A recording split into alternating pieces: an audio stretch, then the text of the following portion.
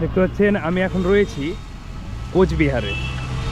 এই কোচবিহার জেলা উত্তরবঙ্গের একটি খুব ঐতিহ্যবাহী এবং প্রকৃতি সম্পূর্ণ একটি জেলা, এবং সেই জেলা এনএইচের ধারে এখন বৃষ্টি হচ্ছে। বৃষ্টি ভেজা দিনে দেখতে পাচ্ছেন এই পাশ দিয়ে কিভাবে এনএইচের ধারে বৃক্ষরোপণ করেছে, এবং সেই গাছগুলো আমি দেখাচ্ছি কিভাবে এনএইচের ধারে বৃক্ষরোপণ করে এই এনএইচের যে পরিবেশটা সেটা সুন্দর করেছে। বৃষ্টি হচ্ছে, আমি আজকে বেরিয়েছি কিছু বৃক্ষরোপণ করব তার জন্য, কারণ আজকে প্রচণ্ড পরিমাণে বৃষ্টি হচ্ছে উত্তরবঙ্গে। আমাদের পশ্চিমবঙ্গের প্রত্যেকটি জেলাতে বৃষ্টি হচ্ছে, তার মধ্যে উত্তরবঙ্গে সবথেকে বেশি হচ্ছে। তার সঙ্গে আমি দেখতে পাচ্ছেন কিভাবে এই গাছগুলো এনএইচের ধারে রোপণ করা হয়েছে, এবং আমিও চেষ্টা করব কিছু গাছ এই এনএইচের ধারে রোপণ করার। তার জন্য আজকে বেরিয়েছি এই বৃষ্টি ভেজা দিনে, এবং এই এনএইচের ধারে যে গাছগুলো রয়েছে সেই গাছগুলো এখন বর্তমানে সামনে দুর্গাপুজো আসছে, তাই কিছু কিছু গাছ ইলেকট্রিকের তারের সমস্যার জন্য গাছগুলো কেটে দিচ্ছে। দেখতে পাচ্ছেন এই গাছের ডালগুলোকে কেটে দিয়েছে যাতে ইলেকট্রিকের সমস্যা না হয়। এদিকটাও আমাদেরকে অবশ্যই লক্ষ্য রাখতে হবে।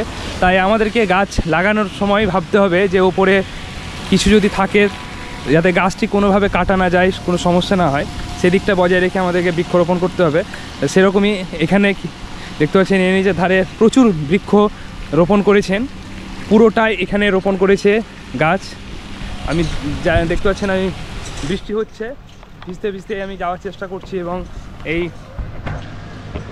আজকে আমার সংকল্প রয়েছে কয়েকটি বৃক্ষ রোপণ করব আজকে এই কোচবিহার জেলাতে। এর আগে আমি রোপণ করেছিলাম, আজকে মোটামুটি কয়েকটি বৃক্ষ রোপণ করার সংকল্প রয়েছে আমাদের আজকে বৃক্ষরোপণ কর্মসূচির মাধ্যমে। এখানে দুদিন থেকে বৃষ্টি হচ্ছে।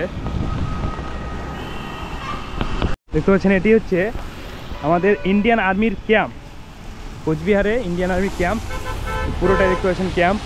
এই ক্যাম্পের ধার দিয়ে এই বৃক্ষরোপণ হয়েছে, এবং সেটি দেখানোর আমি চেষ্টা করছি।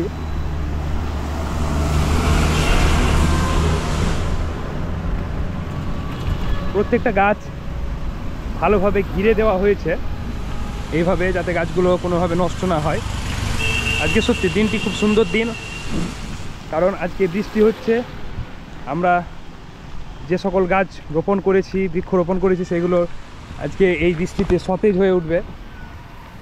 আজকে চেষ্টা করব আমিও এই রাস্তার ধারে কিছু বৃক্ষরোপণ করার, সেটা বৃষ্টি পড়ছে এখন বৃক্ষগুলো রোপণ করে দিলে ভালো হবে, তাই আমি চেষ্টা করব বৃক্ষরোপণ করার। তাই বৃক্ষরোপণ আমরা যেখানেই যাই না কেন আমাদেরকে বৃক্ষরোপণ এগিয়ে আসতে হবে, বৃক্ষরোপণ করতে হবে, বৃক্ষরোপণ কর্মসূচিকে এগিয়ে নিয়ে যাওয়ার চেষ্টা করতে হবে।